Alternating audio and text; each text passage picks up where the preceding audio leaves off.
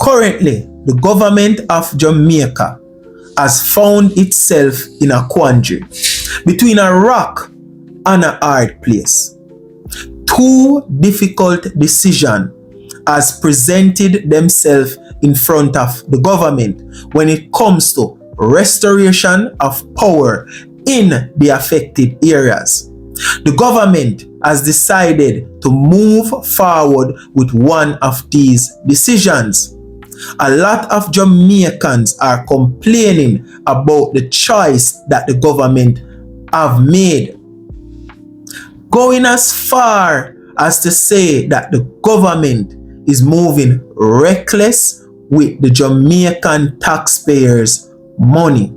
Blueprinters, this is going to be our discussion topic for today. If this is something you're currently interested in, sit back, relax as we get into the video right now.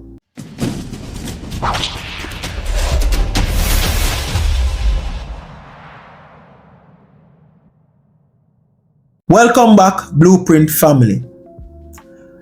The people of Jamaica have been calling out the government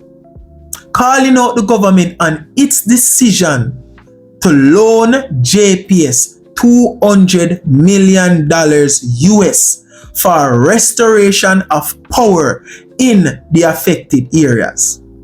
We saw this announcement a few days ago in Parliament by Minister Darrell Vaz. At that time, the sum was $150 million US.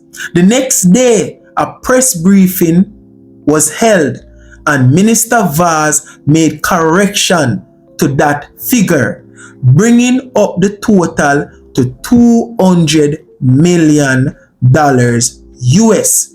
Blueprinters, I'm going to share a clip of that press briefing with you right now, and then we're going to come back and discuss if this was a right move on the part of the government.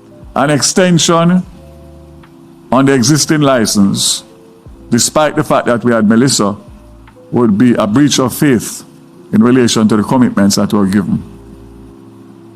Secondly, we would not have time to negotiate any amendments, even on an interim basis, to speed up the restoration and be able to speed up the restoration at the same time.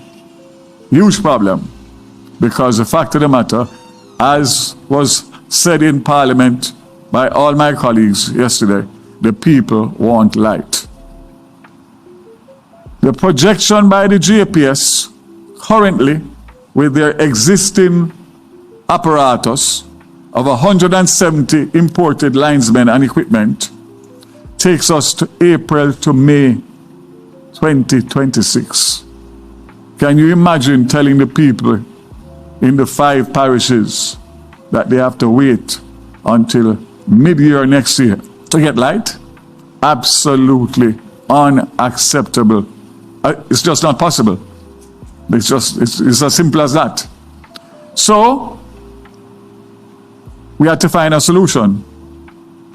And the first solution of mixing an extension for funding was not palatable, neither for me as minister or for my government. So on Monday morning, after several different iterations and negotiations and proposals, we had a meeting with the Minister of Finance, the Financial Secretary, myself and the Permanent Secretary, President and CEO of JPS, and the Chairman. And I made it clear on the outset that we are not discussing an extension and funding. We are separating both. That was agreed.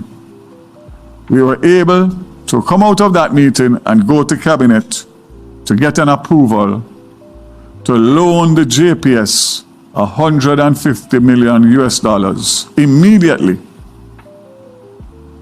on the basis that that money would be used singularly for an advanced restoration, taking us from April or May next year to January to February 2026, which means that we'll be saving 3 to 4 months on restoration. How was the 150 picked out of a hat? They said they needed 300 linesmen to add to the 170 linesmen, and that would cost $75 million US a month for 150 for 2 months. They said, let's stop there. Let's deal with that and get the restoration program going, and then we continue discussions and negotiations in relation to what happens after that. Negotiation on our terms, they'll be able to raise the capital immediately to pay the government back their money. If they are not, and there's a new player that is coming to the table, the contract and the conditions of the license requires that the government buys the assets of JPS, which means that our $150 million will be set off with whatever that valuation is. And a valuation will be done based on the current status of JPS now, and also one if it comes the time where the assets have to be valued because the negotiations have broken down and JPS will not continue in 2027. So I want to make it very clear that the government has acted responsible and that the government and the taxpayers of Jamaica are secured. Worst case scenario is that we convert the $150 million into preferential shares in JPS if they are unable for whatever reason to repay. So it's covered on all angles. So I wanted to clear that from the mischief and the nuisance and the noise that's coming from sub-circles. I want to quote, and I'm asking you, especially Desmond, to just work with me, because it's very important to clear the noise and give the facts. I was posed a question yesterday by the leader of the opposition, and he asked as follows: so I'd like your assurance, Minister, that the $200 million will be coughed up by the JPS. That's the difference between the 350 and $150 million that JPS is putting up. The 200 million that will be needed. Or JPS is going to draw down on whatever funding it can to raise from its creditors. I don't know how they plan to fund it, but we need to know it's funded before we put up our $150 million. What the leader of the opposition is saying is that we must not start the restoration immediately. We must allow the people to continue to suffer while we negotiate and try and find a way to find $200 additional million, which would set us back for restoration not by June, April or May, but probably 2 to 3 more months after that, by the time that negotiation is completed. So, as I said, that's a quote from the leader of opposition. And my response is, as Minister of Energy, as a Jamaican, as someone who has been to the hardest hit areas, seen the people suffering without electricity, I cannot agree with withholding funds that will accelerate the restoration of the recovery process until JPS sources the other $200 million. It would be unfair and unjust to the people of St. James, Westmoreland, Hanover, Trelawney, St. Ann, and other less affected areas. The $150 million will be the difference between people getting back light as early as Christmas 2025 and latest end of January, February 26, as against June 2026. I also want to say that I made a miscalculation, and overnight I was able to get it corrected. There's an application, Brother Desmond, at the OUR for the last $50 million in the emergency fund. So the figure is no longer 200 million. Overnight, it's $150 million, making it that much easier. So I had a discussion with the OUR this morning. The documentation is in front of them, and based on all that has happened, I don't see how an approval will not be given for the disbursement of that $50 million. So the big question is, did the government of Jamaica make the right decision in loaning JPS $200 million for restoration of light and power in the affected areas? Blueprinters, in my opinion, yes, they did. A lot of Jamaicans might not agree with me, and that's fine. You have the right to your opinion. But let's analyze this situation with a little logics and a little critical thinking. Right now, the Jamaicans in the affected area need power. Also, the Jamaican economy demands that they get power, because every day that the affected area is without power, it's a blow to our economy. JPS is facing two problems. The first problem is getting power to the affected area in a timely manner. That aga cost manpower.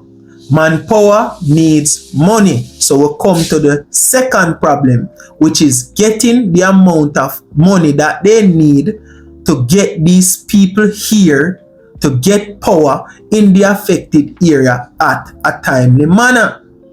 The reason why JPS is having a problem getting this money is because they have 2 years on their license agreement with Jamaica.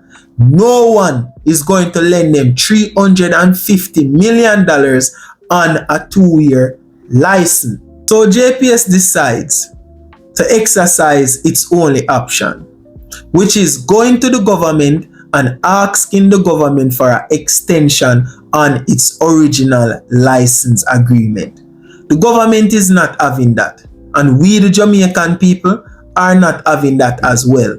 That license agreement made by the PNP was a stupid license agreement that have been pressuring the backs and the pockets of the Jamaican people for years.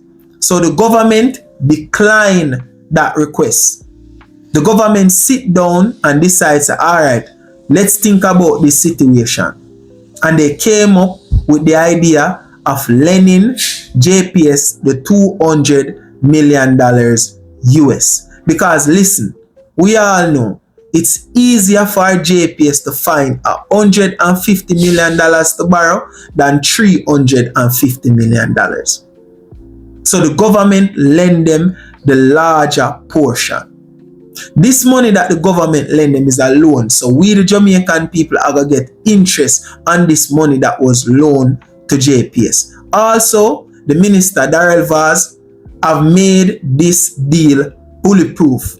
There is so much contingency in this deal that Jamaica are going to benefit in any way it turn out. So the question is, why Jamaicans are complaining about this deal?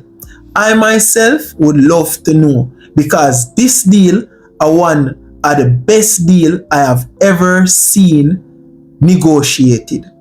The Jamaican people's money are secure. We can get back the money in any single outcome. Blueprint family, when you ask a lot of Jamaicans what the problem them have with this deal, them can't tell you anything sensible. The only thing them can say, JPS are going to raise up light bill. Like JPS have the option for raise light bill. If them get the money from private source, them can do it. If them get the money from the government, them can do it. Them always have that option. And this is why the government didn't want to give up the option to negotiate a new license agreement, because it was two options presented in front of the government: lend JPS the money or give them an extension on the original license agreement, and the government chose to lend them the money. Now, the government have the opportunity to negotiate a new license agreement in 2 years' time. Blueprinters, this deal is an amazing deal. Even the opposition couldn't find a fault with this deal, because Mark Bolin never really find a fault. He only asks a question that how is the government sure that JPS can acquire their portion of the money? A stupid question, but a question nonetheless. Blueprint family, I want you guys to tell me what you think about this deal in the comment section, and we'll continue this discussion further. Alright, Blueprint family, we'll come to the ending of another video. If you found this video informational, you already know what to do. Destroy the like button. If you're a new viewer here, subscribe and turn post notification on to get notified anytime I drop a new video. Also, remember to share the video with friends and family so they too can become a part of the Blueprint movement. As Blueprinters, we live by 3 rules. Those 3 rules are: keep grinding, keep hustling, and remember, success is in the blueprint. See you later, guys. Enjoy the rest of your week.